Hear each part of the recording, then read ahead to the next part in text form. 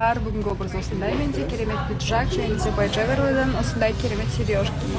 Маған қатты ұнап тұр, өзімде бір свободный стиль болғандықтан күшті сезініп тұрмын.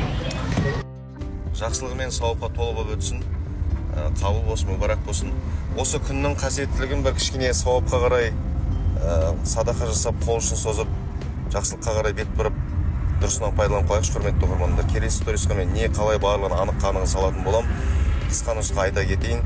Өзімнің жақын Перизат есімді жақынымның ұлы үлкен дертке қатты шалдығып жатыр.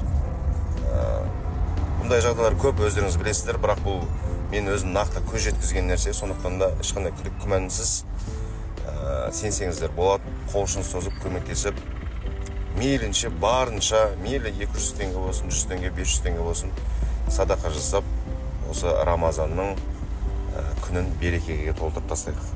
Қайырлы кеш баршаларыңызға, қалайсыздар, амансыздар. Кейде түрлі повороттар болады ғой, кейде өзің күтпей қалған нәрселер болады, түрлі жағдайлар болады. Енді бүгінгі жағдайға байланысты білмеймін қалай. Кім қалай түсінсе де түсінеді ғой.